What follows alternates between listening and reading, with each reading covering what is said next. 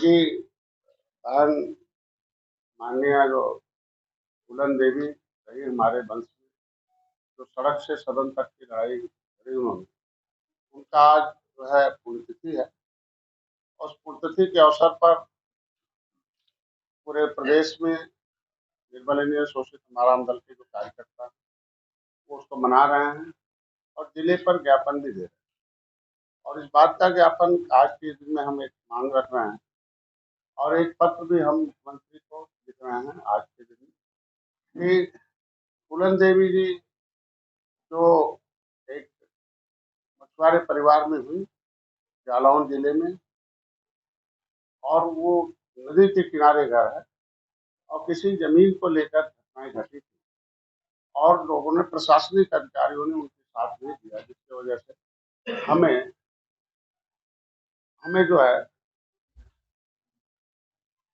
आज के दिन ये आवाज उठाना पड़ रहा है कि वो जो जिस जमीन के लिए उन्होंने उस कदम उठाया था, आज भी उसका मुकदमा ऐसे चल रहा है। उसकी भी त्वरित कार्रवाई हो और त्वरित मुकदमे फास्ट ट्रैक कोर्ट में चलाकर उसे उसकी माँ को हक दिला दिया।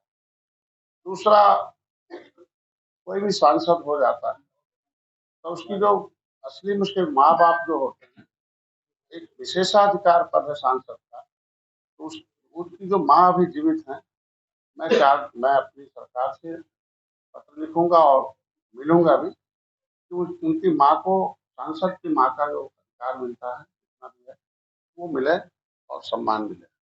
दूसरा, फूलन देवी जी के जो भी संपत्ति रही, उस पर कुछ समाजवादी के नेता ने मिर्जापुर के सहित और जगहों पर भी जहाँ जहाँ रही उसमें कब्जा कर रखा है। उससे कब्जे से मुक्त कराकर वो जो धन है वो उनकी माँ को उसका अधिकार बनता है, उनको दिलाएगा। और उनका मुख्य रूप से यही था। प्लस दिल्ली में सदन चल रहा था, उस समय गोली मारकर हत्या की गई थी। तो मैं चाहता हूं कि सभी बड़े नेताओं की, हमारी सरकार जीरो टॉलरेंस पर काम कर रही है और जांच करा करा के जैसे भी जिस भी मुद्दे में जो अपराधी हैं उन्हें सजा दिलाने में कामयाबी मिल रही है, उसके लिए मैं बधाई भी देता हूँ अपने माननीय मुख्यमंत्री जी को भी और गृह मंत्री जी को भी और माननीय प्रधानमंत्री। मैं चाहता हूँ कि फूलन देवी जी की हत्या का उसका एक हमारे लोगों का पुराना मांग रहा है कि वो उसकी सीबीआई जांच हो और जांच में उसमें तथ्यों को पता चले कि उसमें जो दोषी हैं। प्लस और उत्तर प्रदेश के साथ साथ मैं पिछले 2013 को मैं संकल्प लिया निषाद राजनीति के पर, इस बातों को मैं दोहराऊंगा नहीं, लेकिन 16 अगस्त 2016 को मैंने पार्टी को रजिस्टर किया और 2017 में मैंने उत्तर प्रदेश में चुनाव लड़ा और ऐतिहासिक बदलाव हुआ। 20 साल से जो सत्ता आती और जाती रही, एक को लाओ एक को हटाओ, उसको हमेशा के लिए हटाओ और पुनः 2 बार सत्ता हुई योगी जी को हमारे आने का। हम छत्तीसगढ़ में भी और मध्य प्रदेश में भी चुनाव लड़े थे। छत्तीसगढ़ में मैं 2 सीटों पर रहा था और 2 सीटों पर समर्थन किया था, जिसमें मैं 5,000 एक पर 14 और बहुत शार्ट टाइम में हम लोग जाके, वहाँ भी मछुआरों की आबादी बहुत अधिक है।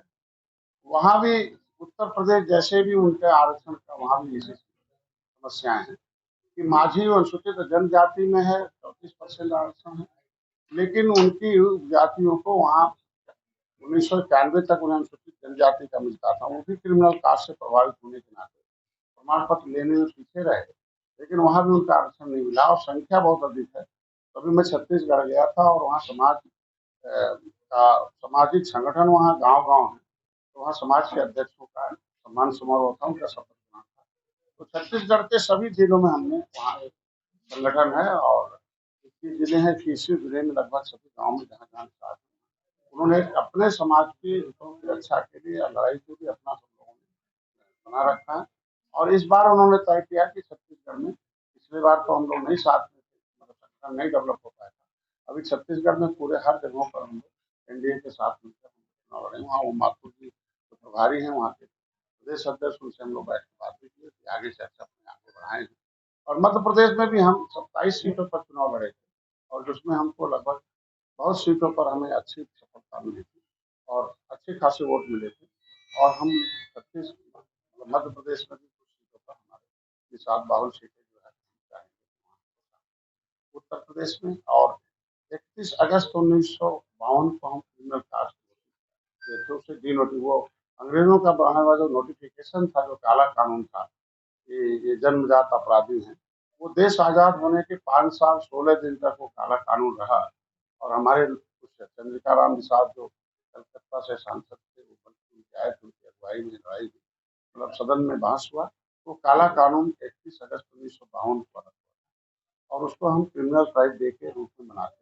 मुख्य जनजाति उस काले कानून से हम मुक्त हुए थे और उसमें 74 प्रकार की व्यवस्था देकर इन इस 193 जातियां जो उत्तर प्रदेश में निवास करती हैं, जो रोड पर हैं, पाइपलाइन में हैं, सड़कों पर हैं, तमाम बावरिया तक हैं और अगरिया हैं, चिल्लीगढ़ हैं, झांसी हैं, निषाद हैं,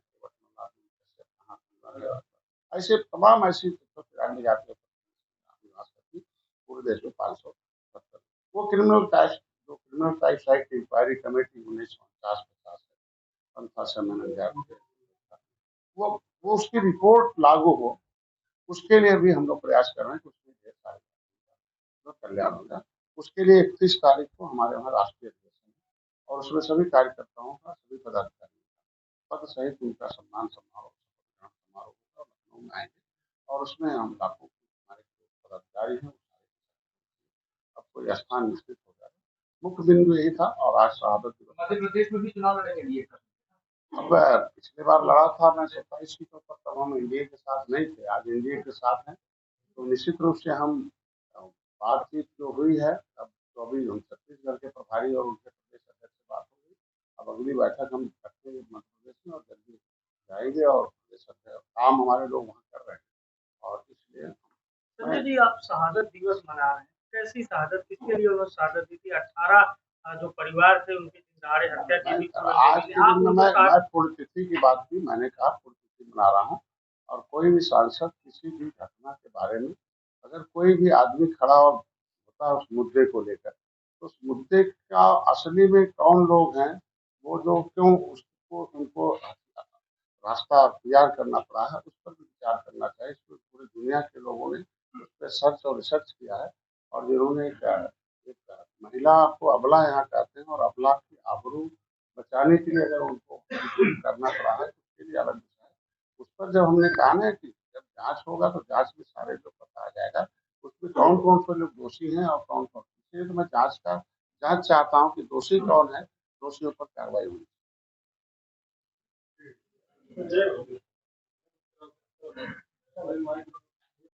सभी पत्रकार बंधुओं का आज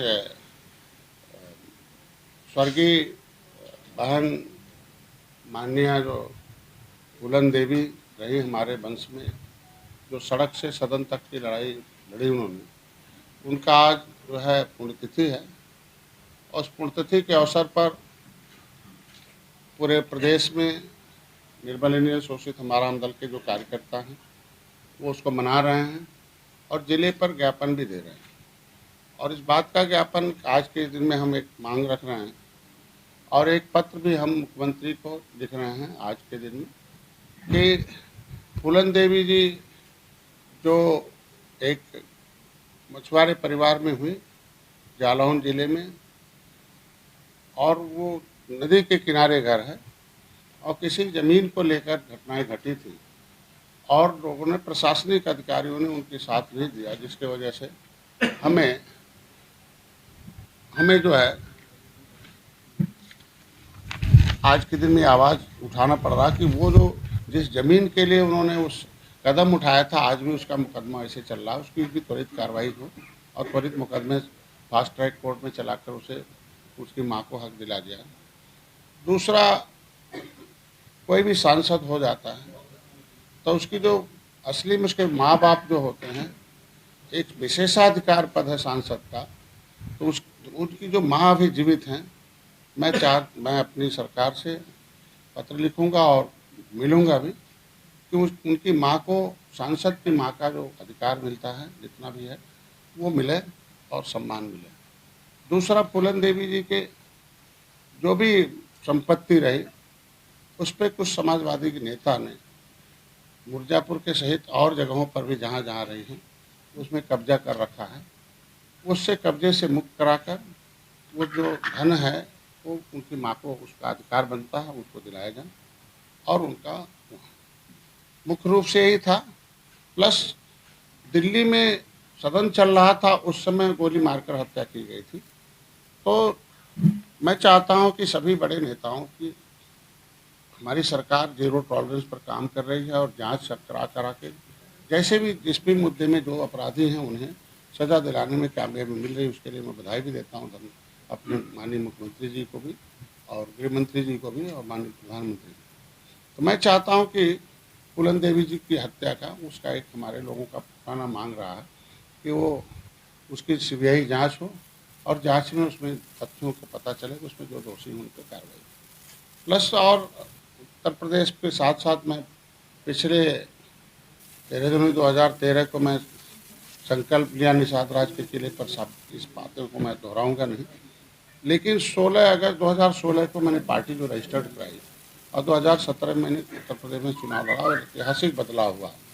30 साल से जो सत्ता आती और जाती रही, एक को लाओ एक को हटाओ, उसको हमेशा के लिए हटाओ और पुनः 2 बार सत्ता हुई योगी जी को हमारे आने। और मध्य प्रदेश में भी चुनाव लड़े थे। छत्तीसगढ़ में मैं 2 सीटों पर लड़ा था और 2 सीटों पर समर्थन किया था, जिसमें मैं 5,000 एक पर 1400 वोट मिला था और बहुत शार्ट टाइम में हम लोग जाके लड़े थे। वहाँ भी मछुआरों की आबादी बहुत अधिक है। वहाँ भी उत्तर प्रदेश जैसे भी उनके आरक्षण का वहाँ भी ऐसी समस्याएं हैं कि माझी अनुसूचित जनजाति में है 34% आरक्षण है, लेकिन उनकी जातियों को वहाँ 1991 तक उन्हें अनुसूचित जनजाति का मिलता था। वो भी क्रिमिनल कास्ट से प्रभावित होने के नाते प्रमाण पत्र लेने में पीछे रहे, लेकिन वहाँ भी उनका आरक्षण नहीं मिला और संख्या बहुत अधिक है। तो अभी मैं छत्तीसगढ़ गया था और वहाँ का सामाजिक संगठन वहाँ गांव-गांव है, तो वहाँ समाज के अध्यक्षों का सम्मान समारोह था, उनका शपथ ग्रहण था। तो छत्तीसगढ़ के सभी जिलों में हमने वहाँ एक संगठन है और 21 जिले हैं, 21 जिले में लगभग सभी गाँव में जहाँ जहाँ निषाद हैं वहाँ उन्होंने एक अपने समाज के हितों की रक्षा के लिए और लड़ाई के लिए अपना सब लोगों ने बना रखा है। और इस बार उन्होंने तय किया कि छत्तीसगढ़ में, पिछले बार तो हम लोग नहीं साथ में थे, मतलब संगठन नहीं डेवलप हो पाया था। अभी छत्तीसगढ़ में पूरे हर जगहों पर हम लोग एनडीए के साथ मिलकर हम लोग चुनाव लड़े। वहाँ वो माथुर जी जो प्रभारी हैं वहाँ के प्रदेश अध्यक्ष, उनसे हम लोग बैठ कर बात भी की कि आगे चर्चा में आगे बढ़ाए हैं। और मध्य प्रदेश में भी हम 27 सीटों पर चुनाव लड़े थे और जिसमें हमको लगभग बहुत सीटों पर हमें अच्छी सफलता मिली थी और अच्छे खासे वोट मिले थे। और हम 36 मतलब मध्य प्रदेश में भी कुछ सीटों पर हमारे निषाद बाहुल सीटें जो है हम चाहेंगे कि वहाँ हम लोग का उत्तर प्रदेश में। और 31 अगस्त 1952 को हम क्रिमिनल कास्ट घोषित किए थे। उसे वो अंग्रेज़ों का बनाया हुआ जो नोटिफिकेशन था, जो काला कानून था, ये जन्मजात अपराधी हैं, वो देश आज़ाद होने के 5 साल 16 दिन तक वो काला कानून रहा। और हमारे कुछ चंद्रिका राम निषाद जो कलकत्ता से सांसद थे, वो बन उनके आए थे, उनकी अगुवाई में लड़ाई हुई, मतलब सदन में बहस हुआ। तो काला कानून 31 अगस्त 1952 को अलग हुआ था और उसको हम क्रिमिनल ट्राइब डे के रूप में मनाते हैं। मतलब हम विमुक्ति जनजाति के रूप में उस काले कानून से हम मुक्त हुए थे और उसमें 74 प्रकार की व्यवस्था देकर इस 193 जातियाँ जो उत्तर प्रदेश में निवास करती हैं, जो रोड पर हैं, पाइपलाइन में हैं, सड़कों पर हैं, तमाम बावरिया हैं और अगरिया हैं, सिलगर हैं, झांसी हैं, निषाद हैं, केवट मल्ला, बिन कश्यप, कहाँ रीवर है, राजभर, ऐसे तमाम ऐसी 193 जातियाँ उत्तर प्रदेश में निवास करती, पूरे देश में 570। वो criminal tribes act inquiry committee 1949-50 है, पंथा से मैनेजार के अध्यक्षता में, वो उसकी रिपोर्ट लागू हो, उसके लिए भी हम लोग प्रयास कर रहे हैं कि उसमें ढेर सारे जातियों का जो कल्याण होगा। उसके लिए 31 तारीख को हमारे यहाँ राष्ट्रीय अधिवेशन है और उसमें सभी कार्यकर्ताओं का, सभी पदाधिकारियों का पद सहित उनका सम्मान समारोह, शपथ ग्रहण समारोह होगा और लखनऊ में आएंगे और उसमें हम लाखों के हमारे जो पदाधिकारी हैं वो सारे के सारे हो जाएंगे। अब कोई स्थान निश्चित हो जाएगा। मुख्य बिंदु यही था। और आज शहादत दिवस मध्य प्रदेश में भी चुनाव देखिए, भारत का संविधान 1950 में बना और संविधान बनाने में देश में संविधान सभा का चुनाव हुआ था और संविधान सभा के चुनाव में ये तय हुआ था कि कैसा होगा। और संविधान में एक आरक्षण की व्यवस्था की कि बड़े एक मजबूत घोड़ा, एक कमजोर घोड़ा, अगर दोनों को एक ही टोकरी में बांध रखा जाएगा तो मजबूत वाले सारे चले खा जाएंगे। इसके लिए उन्होंने एक आरक्षण की व्यवस्था की थी कि जो कमजोर हैं उनके लिए अलग से व्यवस्था की जाए। और ये कमजोर क्यों हुए उसके लिए मैंने बताया कि मैंने 13 किताबें इसके लिए लिखा है कि देश की आज़ादी में जो लोगों ने भूमिका निभाई, चाहे मुगलों से लड़े चाहे अंग्रेजों से लड़े, उनको उन्होंने कानून बनाकर उजाड़ा है। तो सोशली एजुकेशनली इकोनॉमिकली जो पहले से बैकवर्ड हो गया और उसके साथ अनप्रतिनिधि का व्यवहार होता रहा, हमारे यहाँ देश में ऐसी व्यवस्था दी गई है कि कि जो अछूत हो उसे, जिसके अंदर अनटचबिलिटी हो, उसे हम अनुसूचित जाति में मानते। अनु मतलब नीचे सूचित को सूचित किया जाएगा कि ऐसी जैसे नीचे रहने वाली जो जातियां हैं उनके लिए जातियों का समूह है। लेदरमैन, वाशरमैन, फिशरमैन, क्राफ्टमैन 68 समूह है। उसमें उनकी जातियों को, उनकी पर्यायवाची जातियों को भी गिनती हुई थी और उनको आरक्षण की व्यवस्था दी गई। लेकिन अनुसूचित जनजाति में एक अलग है कि उसके अंदर ट्राइबल का गुण हो। ट्राइबल का मतलब वो गांव से दूर हो, अपने उसे खाना बदोश कहते हैं कि उसका घर ही पीठ पर हो, उसका सबको दूर है। तो क्रिमिनल ट्राइब्स एक्ट इंक्वायरी से प्रभावित जातियां 193 है। उसमें सभी लोगों को ट्राइबल घोषित किया था अंग्रेजों ने कि उनका घर हुआ जाते। लेकिन एक लंबा समय हो गया है। तो मैं चाहता हूं कि जो सेंसस मैनुअल 1961 में जो गिनती हुई थी, घर की गिनती तरमाली पासी में हुई थी, केवट मल्लाह की गिनती मझवार में हुई थी, और आज जो उसको हम अपने जो माननीय मुख्यमंत्री जी ने पत्र लिखा था पिछले 2021 में, जब हमने यहाँ बड़ी रैली की, उसमें आरटीआई ने 70 साल बाद पहली बार एक्सेप्ट किया कि केवट मल्लाह, मझवार, अनुसूचित जाति का हकदार, इनकी गिनतियां होती थी। और हमारे यहाँ मैनुअल में है, हमारे यहाँ नियमावली में है।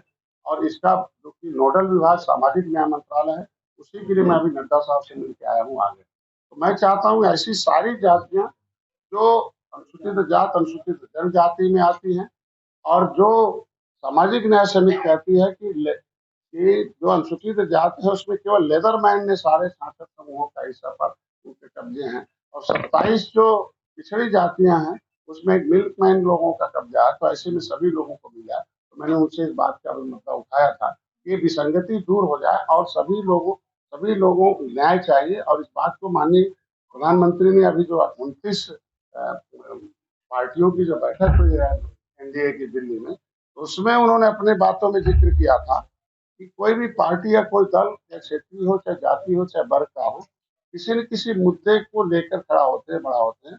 और मुद्दे पिछली सरकारों के उदासीन रवैये के नाते हुए हैं, और उन सारे मुद्दों को संवैधानिक रूप से और प्राथमिकता के आधार पर उनकी समस्याओं का समाधान होना चाहिए। और तभी जाकर माना जाएगा कि उनकी लड़ाई जो है पूरी हुई है। अगर वो एनडीए में आए हुए हैं तो निश्चित रूप से ऐसे सारे दलों के जो भी क्षेत्रीय हो, चाहे वर्ग के हो, चाहे जो भी मुद्दे हों, उसको प्राथमिकता के आधार पर